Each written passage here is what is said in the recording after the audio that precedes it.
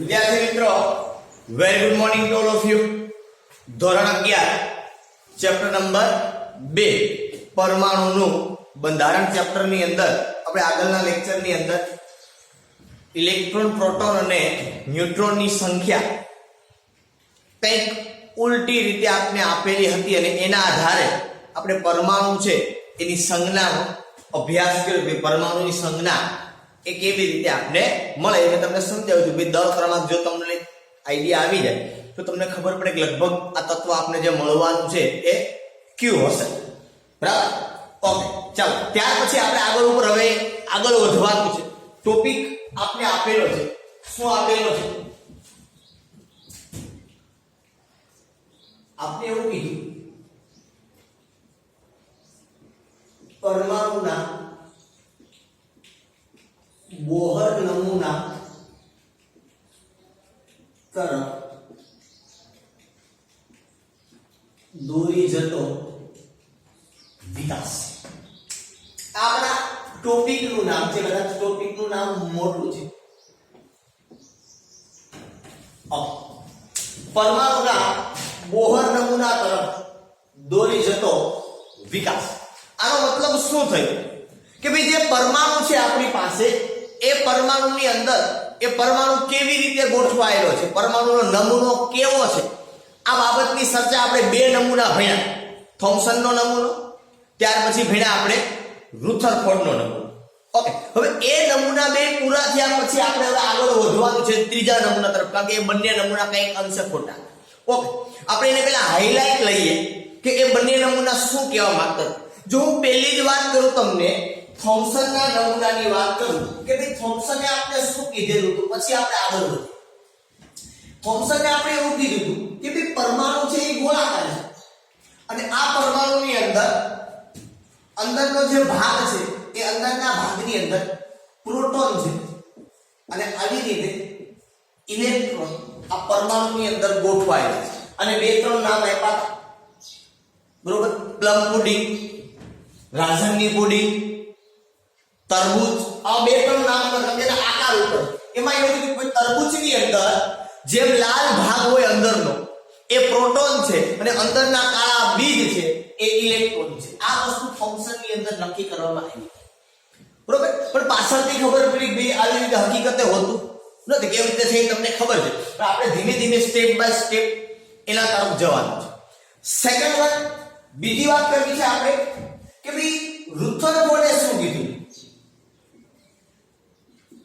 બરોબર? તો રુથરફોર્ડ અને એના બે વિદ્યાર્થીઓ હેન્સ ગાયગર અને આર્નેસ્ટ મસ્ટરે પરમાણુનો નમૂનો આપ્યો તો એને સોનાની વરખ ઉપર 100 નેનોમીટર જેટલી જાડાઈ હતી એના સોનાના વરખની, એ સોનાની વરખ ઉપર એને આલ્ફા કણનો માળો ચડાવ્યો. તમને ખબર છે કે આલ્ફા કણો ધન વીજભારિત કણો છે. તો એમાં એને એવું જોવા મળ્યું કે મોટા ભાગના આલ્ફા કણો છે એ પરમાણુમાંથી પસાર થઈને જતા રહ્યા. 20,000 માંથી એક જ કણ અંદાજે એ 180 ડિગ્રીના ખૂણે પાછો આવ્યો. તો આના ઉપરથી રુથરફોર્ડે એવું અનુમાન કર્યું કે પરમાણુનો મોટો ભાગ ખાલી હોવો જોઈએ. બરોબર? આ શું અનુમાન કર્યું રુથરફોર્ડે કે ભાઈ પરમાણુ છે આ પરમાણુનો મોટો ભાગ ખાલી હોવો જોઈએ અને પરમાણુનું દળ કોઈ એક જગ્યાએ એકત્રિત થયેલું હોવું જોઈએ. જ્યાં એકત્રિત થયેલું હતું એને રુથરફોર્ડે નામ આપ્યું તો શું આપ્યું તો નામ નાભી અથવા તો કેન્દ્ર. અને એને કીધું કે કેન્દ્રની અંદર પ્રોટોન રહેલા છે. શું રહેલું છે? કેન્દ્રની અંદર પ્રોટોન રહેલા છે અને એની બહાર ઇલેક્ટ્રોન છે એ કક્ષામાં ગતિ કરે. કેવી રીતે વહેંચાયેલા છે એ રુથરફોર્ડે આપણે કીધેલું નથી. આપણે યાદ છે રુથરફોર્ડની બે નમૂનાની ખામીઓ છે મુખ્ય. પહેલું, એને આ પરમાણુને સૂર્યમંડળના ગ્રહો સાથે સરખાવ્યો હતો. સૂર્યમંડળ જેમ સૂર્યની ફરતે ગ્રહો પરિભ્રમણ કરે છે એમ આ પ્રોટોનની ફરતે ઇલેક્ટ્રોનથી પરિભ્રમણ કરે છે. બરાબર? અને ત્યારે આપણે કીધું હતું બે કેલ્ક્યુલેશન પ્રમાણે જો એવું થતું હોય બરાબર છે તો 10⁻8 સેકન્ડની અંદર આ ઇલેક્ટ્રોન છે એ કેન્દ્રની અંદર સમાઈ જાય. મેં તમને બાળકોનું એક્ઝામ્પલ આપ્યું તે દિવસે. બરાબર? બીજી મોટી ખામી એની એ કે ઇલેક્ટ્રોન છે આ કક્ષાઓની અંદર કેવી રીતે વહેંચાયેલા છે એની પણ માહિતી છે એ રુથરફોર્ડે આપણે આપેલી નથી. હવે આ બે નમૂના પૂરા થયા પછીની વાત છે કે હવે ત્રીજો નમૂનો કોણ આપે એમ છે કે નીલ્સ બોહર. કોણ આપે એમ છે? Niels Bohr. પણ એ બોહર ત્રીજો એનો નમૂનો આપે એ પહેલા એ નમૂનાની અંદર અમુક બાબતો એવી છે કે જે બાબતો પહેલા આપણે સમજવી પડે, પછી એ નમૂનો આપણે મગજની અંદર બેસે. ત્યાં સુધી એ બોહરનો જે પરમાણુ નમૂનો છે આપણા મગજની અંદર બેસે એમ નથી. કેવી રીતે બોહર છે એને રુથરફોર્ડની ખામીની ખબર પડી, આ ચર્ચા આપણે પહેલા કરશું શરૂઆતમાં કે ભાઈ કેવી રીતે બરોબર છે ખબર પડી કે ભાઈ રુથરફોર્ડના નમૂનામાં ખામી છે તો ખબર પડી, પણ શું ખામી છે, આનું નિવારણ શું, કેવી રીતે આપણે હવે નવા નમૂના તરફ જશું, મતલબ કે જે નમૂનો કદાચ સાચો હોય એ કેવી રીતે આપણે ખબર પડશે. તો એ વસ્તુને સમજવા માટે આપણે અમુક એટલા માટે આપણે ટોપિક શું આપ્યું કે પરમાણુના બોહર નમૂના તરફ દોરી જતો વિકાસ. મતલબ બોહર નમૂનો હજી ભણ્યા પહેલા એ બોહરના નમૂનાની અંદર જે બાબતો આવવાની છે, જે બાબતો સમાયેલી છે, એ બાબતોને સમજવા માટે એ પહેલા આપણે એ વસ્તુ છે એને સમજવાની છે.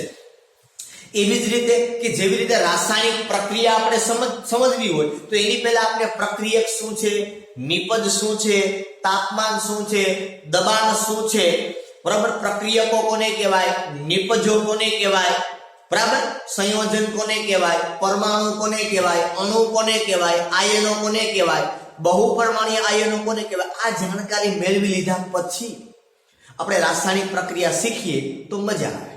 એવી જ રીતે કે બોહરના નમૂના તરફ આપણે જતા પહેલા અમુક બાબતો છે એ સમજવાની છે, પછી આપણે બોહરના નમૂના તરફ જવાનું છે. Is it clear? આપણે શું કરવાનું છે મગજની અંદર તમારે આઈડિયા આવી ગયો કે આપણે શું સમજવાનું છે. આપણે જોવાનું છે, બોહરનો નમૂનો જોવો છે, પણ બોહરના નમૂનાને આપણે જોતા પહેલા તો સમજતા પહેલા એ બોહર નમૂનાની અંદર જે બાબતો સમાયેલી છે એ બાબતોને પહેલા આપણા મગજની અંદર ક્લિયર કરી લઈએ, પછી આપણે બોહરના નમૂના તરફ જઈ શકીએ. ઘણો બધો દૂર છે જે બોહરનો નમૂનો, બરાબર છે આપણાથી. ઓકે, આવીએ આપણે બોહરના નમૂના તરફ. આ બંને ભાગને હું કાઢી નાખું, તમે બહુ સારી રીતે આ બંને વસ્તુને જાણો છો અને આપને ખબર છે કે આ બંને નમૂનાની કંઈક ને કંઈક ખામીઓ છે, બરોબર. Thomson as well as Rutherford, આ બંને નમૂનાઓની કંઈક ને કંઈક ખામીઓ છે. એ ખામીઓને સુધારો કરી અને બોહરે એક નવો નમૂનો આપ્યો તો જે બોહર નમૂના તરીકે ઓળખવામાં આવે, બોહરનો પરમાણવીય નમૂનો.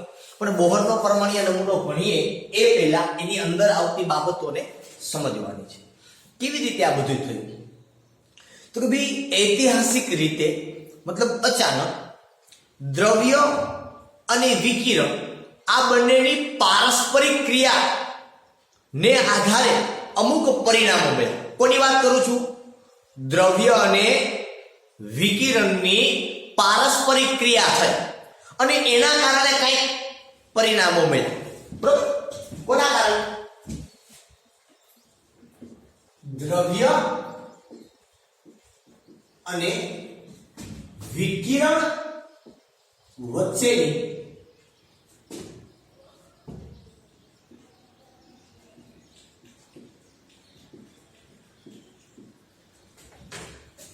પારસ્પરિક ક્રિયા. પારસ્પરિક એટલે અરસપરસ. આપણે એમ કહી શકાય દ્રવ્ય તો બરોબર છે, પણ વિકિરણ એટલે શું? સમજો. દ્રવ્ય એટલે ફરી પાછું કદાચ કહી દઉં, તમને યાદ જ હશે, આઈ નો. દ્રવ્ય એટલે શું? તો કે જે પદાર્થ દળ ધરાવે અને જગ્યા રોકે અને શું કહેવાય? દ્રવ્ય કહેવાય. પહેલી વાત. બીજું વિકિરણ, હું એને ઇંગ્લિશમાં સમજાવું તો તમને ખબર પડી જાય કે વિકિરણ એટલે શું. હું તમને શોર્ટની અંદર કહું, વિકિરણ છે એને ઇંગ્લિશની અંદર આપણે રેડિયેશન એવું કહીએ છીએ. વિકિરણને શું કહેવાય ઇંગ્લિશની અંદર?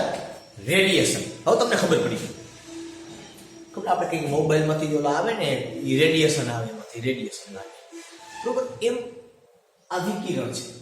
એટલે વિકિરણ છે ઘણી રીતે હોય, બરોબર. રેડિયો હોય તો રેડિયોનું પ્રસારણ આવતું હોય તો વિકિરણ મારફતે આવે. રેડિયોમાં આપણે એફએમ સાંભળતા હોય, બરોબર, 98.5 બિગ એફએમ ને આન તેન ફલાણું ઢીકડું, એ બધા એફએમ આપણે સાંભળતા હોય તો એના કારણે, બરોબર. પછી આપણે તમને ખબર હોય તો ઇલેક્ટ્રિક સગડી અત્યારે આવે છે, તમે આમ હાથ અડાડો તો કઈ નથી, પણ એની ઉપર તપેલી મૂકો કે ચા બનાવો કે બનાવો તો બની શકે, ગરમ લાગે, એ વિકિરણ દ્વારા, બરોબર. પછી જે કંઈ આપણે જોઈ શકીએ છીએ એને દ્રશ્યમાન કિરણો કહેવાય. કેવા કહેવાય એને? દ્રશ્યમાન કિરણ. તો એ પણ વિકિરણ છે. આ બધા શું છે? વિકિરણો છે, બરોબર. ઓકે, તો દ્રવ્ય અને વિકિરણ મતલબ શું થયું? તો કે કોઈ પદાર્થ છે એની ઉપર જે વિકિરણ પડે છે, આ રેડિયેશન આવે છે એની ઉપર, બરોબર છે, તો એના કારણે આપણા મગજમાં ખબર રેડિયેશન નુકસાન કરે છે. ભાઈ કોના રેડિયેશન? સૂર્યમાંથી આવતા વિકિરણો છે આપણે નુકસાન કરશે તો કે નહીં, એમાંથી બધાય નુકસાન નહીં કરે, એમાંથી અમુક જ નુકસાન કરે. તમને ખબર છે બાબત, ખબર ઓઝોન સ્તર આપણે ભણ્યા કે સૂર્યમાંથી આવતા જે પારજાંબી કિરણો છે જેને અલ્ટ્રાવાયોલેટ કહીએ છીએ આપણે, એ કિરણો છે, બરોબર છે, તો એ ઓઝોન છે એને શોષણ કરીએ છીએ, એને આપણા તરફ આવવા નથી, કારણ કે એ કેન્સરજન્ય છે, એને આપણા તરફ આવવા દેતા નથી. તમે 8મા 9મા 10મા ધોરણમાં ઓઝોન સ્તર વાળો ભાગ ભણી કે ભાઈ દક્ષિણ આફ્રિકાના એન્ટાર્કટિકા વિસ્તારની અંદર અત્યારે 2.5 કિલોમીટરનું ગાબડું પડેલું છે, એ આપણે અહીંથી પ્રદૂષણ કરીએ એના કારણે ઓઝોન છે તૂટે. એની વધારે વિગત આપણે જે તે સમય આવશે ત્યારે ભણશું, બરોબર, આપણે આવશે ઓઝોન ભણવા ત્યારે આપણે એની ચર્ચા કરશું જે તે સમય ઉપર. તો કહેવાનો મતલબ એમ છે કે બધા વિકિરણો આપણા માટે નુકસાનકારક નથી, બરોબર છે. જો વિકિરણો ન હોય તો અહીંથી સજીવો છે એનો ગ્રોથ થવાનો મટી, સજીવ છે એનો ગ્રોથ છે એ થવાનું, બોડી ગ્રોથ જેને આપણે જનરલી કહી શકીએ, બરોબર, એ થવાનું પૂરું થઈ ગયું. ઘણા આપણા જીવનશૈલીની અંદર પણ ઉપયોગી છે, મેં તમને હમણાં કીધું, બરાબર. તો દ્રવ્ય ઉપર આ વિકિરણો છે એની પારસ્પરિક ક્રિયા છે એ થઈ, અથવા તો એના પરિણામો છે એ મળે. આ પરિણામો છે જે મળે, શું મળે આપણે કહેતા નથી, દ્રવ્ય અને વિકિરણ વચ્ચેની પારસ્પરિક ક્રિયાના કારણે એને કાંઈક પરિણામો મળ્યા, અને આ પરિણામોનો ઉપયોગ બોહરે, નિલ્સ બોહરે રુથરફોર્ડના નમૂનાને સુધારો કરવા માટે કીધું. શું કીધું? કે દ્રવ્ય અને વિકિરણ વચ્ચેની પારસ્પરિક ક્રિયા. ખબર પડી તમે, દ્રવ્ય એટલે આપેલ પદાર્થ, આ પદાર્થ ઉપર જ્યારે વિકિરણ જે આવે છે, હવે પેલા ખબર નહોતી આ બધા નોખા નોખા વિકિરણ ઘણા બધા પ્રકારના, મેં તમને હમણાં કીધું, પારરક્ત હોય ને, બરોબર છે, દ્રશ્ય પ્રકાશ હોય ને, રેડિયો આવૃત્તિ વાળા હોય, બરોબર, સૂક્ષ્મ તરંગો હોય, ઘણા બધા પ્રકારના હોય. આ બધાને વિકિરણ જ કહેવાય. સમજ આવી ને? રેડિયો તરંગો ના બધા રડાર માટે આપણે બીજા દુશ્મન દેશ માટે આપણે નજર રાખતો હોય, આપણે રડાર આપણે કહીએ ને ભાઈ એનું લોકેશન ક્યાં છે, તો રડાર દ્વારા તમને લોકેશન મળે, રડારમાં ન હોય તમને લોકેશન ન મળે, બરાબર. તો કહેવાનો મતલબ આખો એ છે કે આ બધા વિકિરણો છે એ દ્રવ્ય સાથેની પારસ્પરિક ક્રિયા છે, અને એના કારણે એને કાંઈક પરિણામો મળ્યા. શું મળ્યા એ આપણે કહેતા નથી, જે પરિણામો મળ્યા એ પરિણામોનો ઉપયોગ નિલ્સ બોહરે ક્યાં કર્યો, તો કે રુથરફોર્ડના નમૂનાને સુધારો કરવા માટે કર્યો, બરાબર. આ પહેલી બાબત એને કીધી કે દ્રવ્ય અને વિકિરણ વચ્ચેની પારસ્પરિક ક્રિયાના કારણે મળેલા પરિણામોનો ઉપયોગ નિલ્સ બોહરે અથવા તો નીલ બોહર, કોઈ પણ આ જનરલી કહે છે, બરોબર, નિલ્સ બોહરે રુથરફોર્ડના નમૂનાની ખામીઓ સુધારવા માટે કર્યા. કે દ્રવ્ય અને વિકિરણ વચ્ચેની પારસ્પરિક ક્રિયાને કારણે મળેલા પરિણામોનો ઉપયોગ નિલ્સ બોહરે રુથરફોર્ડના નમૂનાની ખામીઓ સુધારવા માટે ઉપયોગ કર્યો.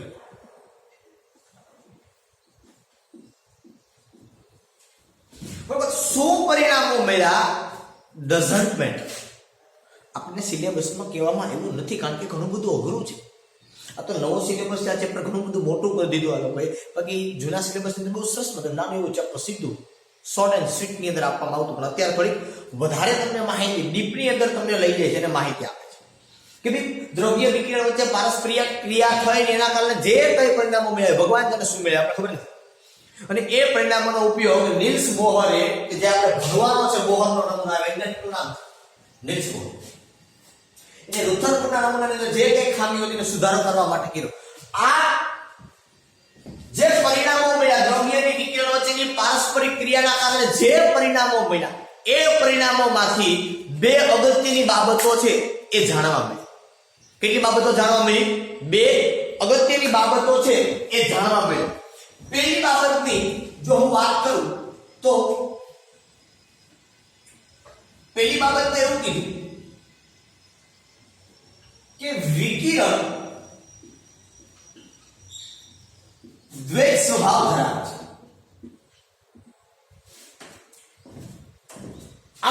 શું કે વિકિરણ બે જ સ્વભાવ ધરાવે છે. દ્વૈત એટલે બે સ્વભાવ ધરાવે. વિકિરણ બે સ્વભાવ, એની પ્રકૃતિ બે પ્રકારની. આપણે કેમ કે માણસ તે કેવો છોયેલા તું, એનો મતલબ તારો સ્વભાવ કેવો છે, તારી પ્રકૃતિ કેવી છે, બરાબર. તો વિકિરણ છે એનો સ્વભાવ દ્વૈત છે, બે સ્વભાવ છે. ક્યાં ક્યાં? કે વિકિરણ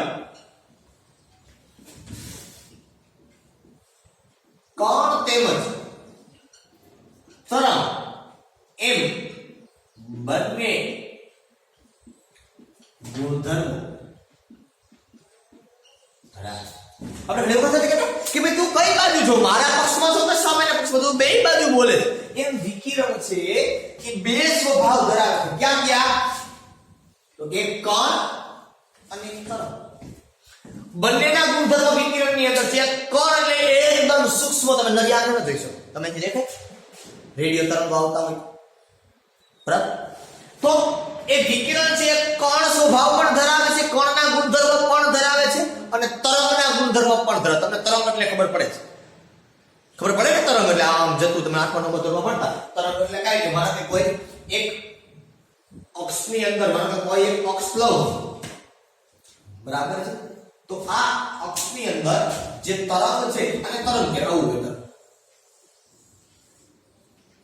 બરોબર. આવી રીતે આગળ ગતિ હજી કરતું. જો આટલો ભાગ જે છે ને, આટલો ભાગ અહીંથી લઈને અહીં સુધીનો ભાગ, આને શૃંગ એવું બોલે. શું બોલે એને? શૃંગ, બરોબર. અને અહીંથી લઈ અને આટલો આ નીચેનો ભાગ છે, આને બોલે ગર્ત. શું બોલે આને? ગર્ત. ઉપરનો ભાગ છે ને બોલે શૃંગ, આ નીચેનો ભાગ છે એને બોલાય ગર્ત. આ આખો ભાગ હું ડબલ એને કરું, આટલો ભાગ બ્લુ લાઈન ની સાથે આ આખાને તરંગ બોલે. આ આખું તરંગ ક્યારે બોલે? એનો મતલબ તરંગ છે બે ભાગ છે, શૃંગ અને ગર્ત. મેં સાથે તરંગ બાબતને કણ એટલે તમને ખબર જ છે. હવે તમે તરંગની બાબત સમજે, બરોબર. પાણી છે તરંગ તરીકે પણ તમને ખબર છે ને, પથ્થર મારો એટલે આમ ધીમે ધીમે ધીમે ધીમે ખેલાતું, બરોબર. આ તરંગ તરીકે અસ્તિત્વ ધરાવે, શૃંગ અને ગર્ત. અમે તમને ખાલી તરંગની સમજો, જેમ કે આવું તરંગ હોય, આ તો તમને ખબર છે. બીજી બાબત, આ પારસ્પરિક ક્રિયાને આધારે શું જાણવા મળે? નંબર 2 બીજી બાબત જે જાણવા મળી એના વિશે આપણે તો આ પહેલી બાબત વિશે પણ આપણે ભણવાનું છે, અને એઝ વેલ એઝ જે બીજી બાબત આપણે જાણવા મળી છે એ બીજી બાબત વિશે પણ આપણે ભણવાનું છે. બીજી બાબત કયું કીધું? પરમાણ્વીય વર્ણપટ અંગેના પ્રાયોગિક પરિણામ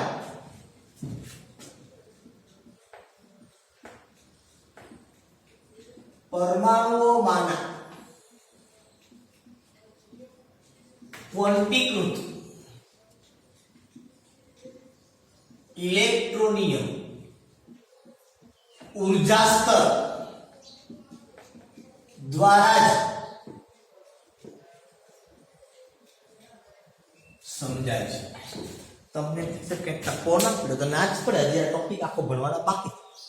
એમાં એને કીધું કે આપણે આગળ જશું ને એટલે આપણે પરમાણ્વીય વર્ણપટ મળશે. વર્ણપટ એટલે કઈ નહીં, રંગ છે એનો આખો એક પટ્ટી ઉપર આપણે રંગ છે એનો જથ્થો, મતલબ વર્ણપટ જનરલી આવું, મતલબ આ એક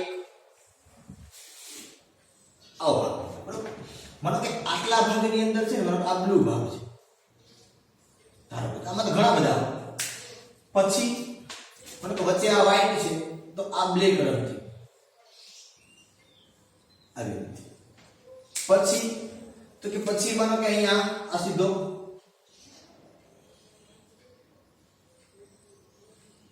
આ રેડ ભાગ આવી ગયો. પછી તો કે પછી માનો કે સીધો આ ગ્રીન ભાગ આવ્યો. મારી પાસે એક્ઝેક્ટ એટલે વચ્ચે વચ્ચે ક્યાંક જગ્યા રહી ગઈ. આવી રીતે કન્ટિન્યુઅસ કલર છે ને એનો બેન્ડ લગાવેલા.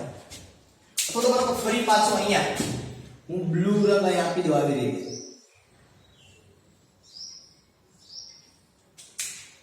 ફરી પાછો માનો કે અહીંયા એવું કન્ટિન્યુઅસ નથી, પછી પાછું બ્લેક આવ્યું, પછી રેડ પણ આવ્યું, પછી મને કઈ જગ્યા આવી, વ્હાઈટ આવ્યું, પછી અહીંયા રેડ આવ્યું.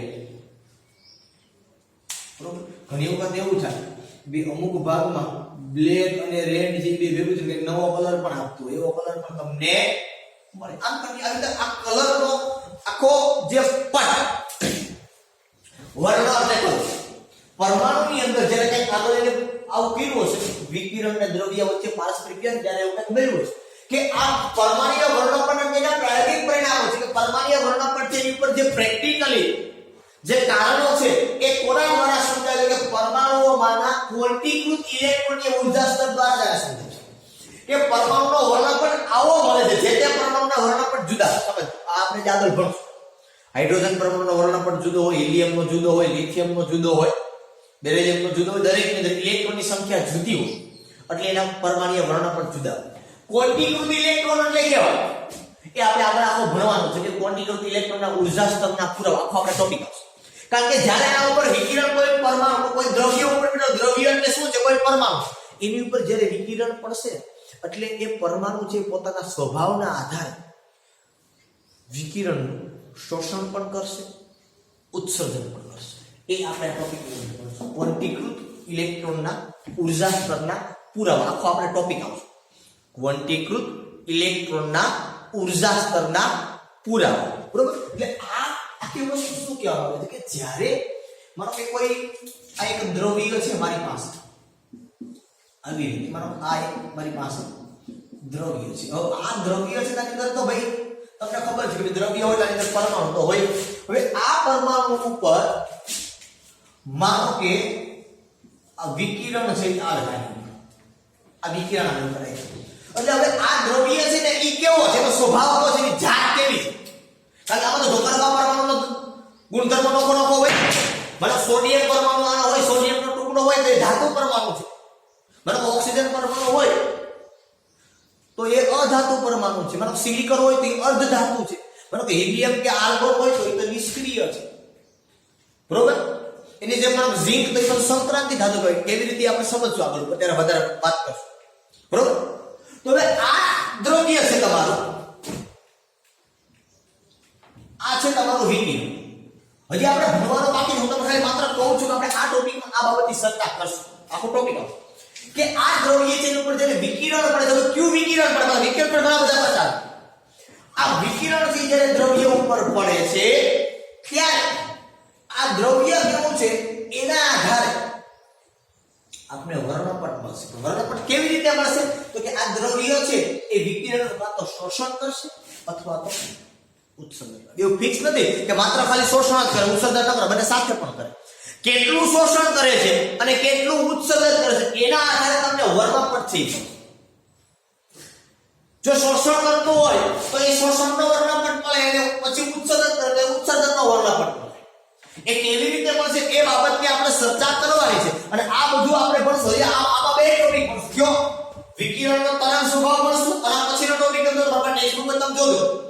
આના પછીનો સીધો ટોપિક છે કે પરમાણુના બોહર રચના તરફ દોરી જતો વિકાસ. આના પછીનો સીધો ટોપિક છે શું? વિકિરણનો તરંગ સ્વભાવ. એના પછીનો સીધો ટોપિક હશે વિકિરણનો કણ સ્વભાવ. અને એના પછી આપણે ભણશું ક્વોન્ટીકૃત ઇલેક્ટ્રોનના ઉર્જા સ્તરના પુરાવા. ત્યાર પછીનો ટોપિક શું ભણશું આપણે? ક્વોન્ટીકૃત ઇલેક્ટ્રોનના ઉર્જા સ્તરના પુરાવા. એટલે આ તમારો મુખ્ય ટોપિક તમે કહો તો એ છે કે આ ટોપિકમાં કયા કયા ટોપિક આપણે ભણવાના એ સબ ટોપિક તમને આપેલા છે. સબ ટોપિક શા માટે કહ્યો તો મગજમાં બેઠું કે આપણે બોહર તરફ જે જવાનું છે હજી એ બોહર તરફની દુનિયા તો ઘણી બધી આખી છે. એ નમૂના તરફ જશું એ તો બહુ દૂર છે. એ નમૂનાની અંદર જતા પહેલા વિકિરણ તરંગ તરીકે કેવું હોય, વિકિરણ કણ તરીકે કેવું હોય, પરમાણુ છે એ દ્રવ્ય ઉપર જ્યારે વિકિરણ પડે ત્યારે કયા કયા પ્રકારના પરમાણુના વર્ણપટ આપણને મળશે. બરોબર, ત્યારે ઇલેક્ટ્રોનના શું થશે, ક્વોન્ટીકૃત ઇલેક્ટ્રોન કેવી રીતે આપણે સમજશું તે જતે સમજ. બરોબર, એ કેવી રીતે બધું થાય, શોષણ વર્ણપટ મળશે, ઉત્સર્જન વર્ણપટ મળશે આપણે, એ કેવી રીતે મળે એ બધી સમજૂતી મેળવ્યા પછી આપણે બોહરનો નમૂનો છે એ ભણવાનો છે. બરોબર છે, એટલે ત્યાર પછી તમને આપણે આખો હાઇડ્રોજનનો પહેલા તો વર્ણપટ આખો ભણી લેશું પહેલા ખાલી એક હાઇડ્રોજન માટે, અને પછી આપણે બોહરનો નમૂનો ભણશું. એટલે હજી તો ઘણું બધું દૂર છે. એટલે આ ભણશું તરંગ સ્વભાવ ભણશું તો એના દાખલા ભણશું, કણ સ્વભાવ ભણશું, એના દાખલા ક્વોન્ટિટી ઇલેક્ટ્રોનના ઉર્જા સ્તરના પુરાવા ભણો એમાં દાખલા નહીં બરાબર તો કહેવાનો મતલબ આખો મારો એવો છે કે આ દરેક ટોપિક આપણે ભણવાના છે દ્રવ્ય વિકિરણ વચ્ચેની પારસ્પરિક ક્રિયા શું થઈ હતી એ આપણને ખબર નથી અથવા તો ખબર છે પણ આપણે સિલેબસમાં આપવામાં આવેલી નથી આ ઘણી બધી મોટી બાબત છે બરોબર અને એટલા માટે નથી કે તમારી સમજ શક્તિ હજી એ બાબત ઉપર ના બરોબર અને અહીંથી વિકિરણો ક્યારે આવતા શું શોષણ થયું કેમ ઉત્સર્જન થયું કેવી રીતે થયું કેટલું થયું કયા પ્રમાણમાં થયું આ બધી બાબતો આખી દૂર છે બરોબર એક વસ્તુ કે વિકિરણ છે એ દ્વૈત સ્વભાવ ધરાવતા મતલબ કણ અને તરંગ એમ બંને પ્રકારના ગુણધર્મ તરંગ વિકિરણ બંનેનું બનેલું છે કણનું પણ બનેલું છે અને તરંગનું પણ બનેલું છે આ સાબિતી આપણે આપવાની જરૂર નથી બરોબર આપણે ઓલરેડી 19મી સદી પહેલાની વાત છે આપણે અત્યારે 21મી સદીમાં જીવીએ છીએ આ જે વાત છે ક્યારની છે 19મી સદી પહેલા ઓકે નેક્સ્ટ લેક્ચરની અંદર આપણે મળશું ત્યારે વાત કરશું કે વિકિરણ છે એનો તરંગ સ્વભાવ કેવો હોય કેવી રીતે હોય શું હોય એ બાબતના આપણે દાખલા પણ નેક્સ્ટ ને એના પછીના વેરી નેક્સ્ટ લેક્ચરની અંદર આપણે એનો અભ્યાસ કરશું ઓકે અહીં સુધી આપણે આજના માટે રાખીએ છીએ